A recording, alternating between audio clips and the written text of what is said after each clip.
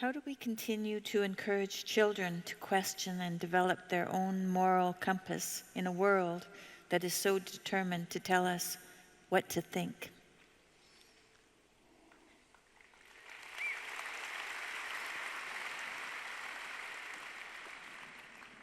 I think probably in your own home, you just encourage that kind of behavior. You know, I mean, I think one of the things we did reasonably well with our kids was encourage them to think. We listened to them, right? And negotiated with them.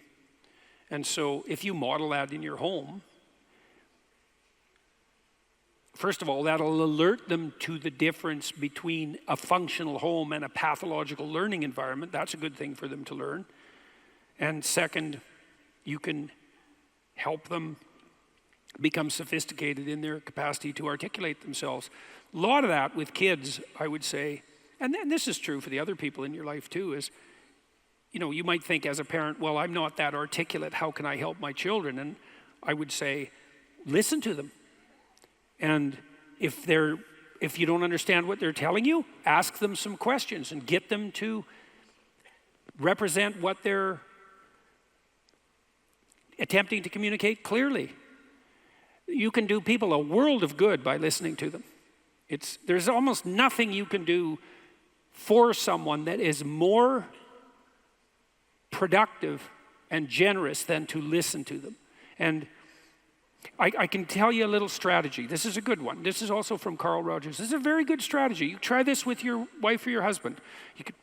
You could make this a rule. It's about the only psychological technique that I know that actually works, because most of what constitutes psychological technique is too sophisticated to boil down into something like a procedure, you know, without it becoming false. But this works.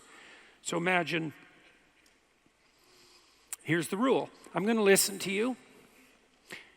We're discussing some problem we want to solve. I'm going to listen to you. And then I'm going to wait till you tell me that you're done talking, right? So you've said what you have to say. And I'm going to leave that up to you. And then I'm going to tell you what you just told me. But here's the rule. You have to agree with my formulation. And so what are you doing then? Well, first of all, say you talk to me for 10 minutes and then I reflect back to you what you said. I'm not going to take 10 minutes to do that. I'm going to have reduced it to its gist. It's sort of like extracting the punchline out of a joke, right? I mean, if you go tell someone else about a conversation that you had, you don't duplicate the whole conversation. You reduce it by some mysterious means to its essence, and you communicate that. And so one of the things you do for someone, if you do this, is to reflect back to them the essence of what they said. And if you get that right, they're pretty damn happy with you, because part of what they're trying to do when they're communicating is to reduce what they're communicating to its essence.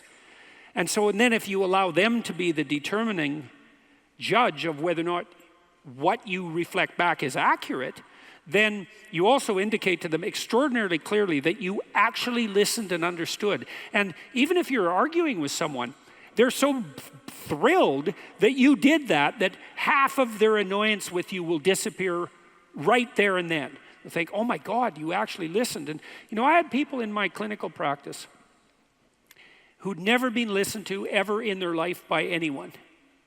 Not their parents, they had no friends, their parents never listened to them, they had no friends, they had nobody close to them. They were so incoherent and inarticulate and suffering from such a backlog of non-communication that it was a miracle to see.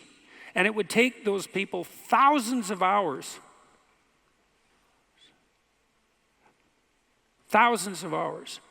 to lay out what they had to say. And no one had ever listened to them. You can help people by listening to them in a manner you can hardly imagine. Because what you're doing when you're listening to them is you're actually allowing them to speak themselves into existence in some real sense. Why are they talking to you? Because they want to get something straight. And why don't they just do that by themselves? It's because most people can't do that by themselves. In fact, I don't know if anybody can really do it by themselves. We think by talking. And even when we think by ourselves, we talk, it's internalized, it's still a dialogue. Almost everyone thinks by speaking. And so if they have no one to listen, then they can't think. And if they can't think, then they fall into a pit.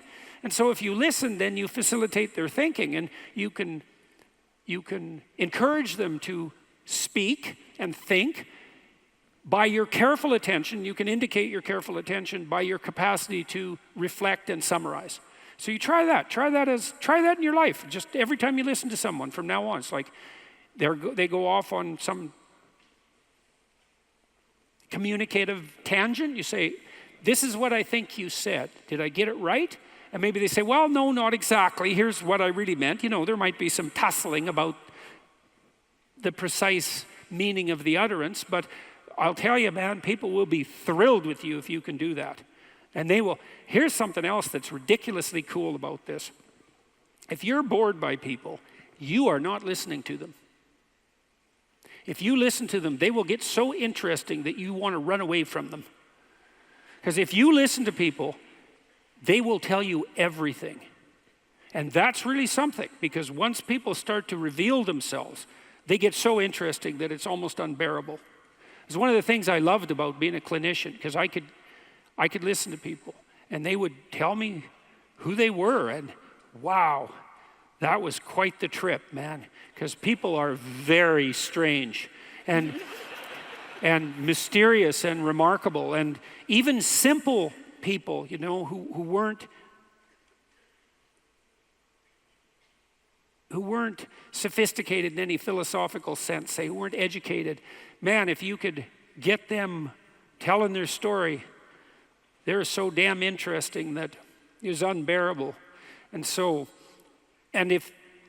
you'll know people so well if you listen to them, because they will tell you who they are, and they'll be so happy with you that you're there to allow them to think things through, to facilitate that process. They'll flock to you, and you'll learn so much. It's so useful, and this is such a good technique. This works so well, and you can learn it pretty quickly, and you can implement it, in your own relationship. That's the rules. Like, you get to talk, I'll tell you what you said until you agree with my summary. Then it's my turn. You do the same. Rogers said, if you do that with your partner, your wife or your husband, you'll find that 80% of what you're arguing about will vanish just as a consequence of the process. And then what you'll have left is the actual problem, because you guys might be working out a real problem. But at least you'll only be working out the problem.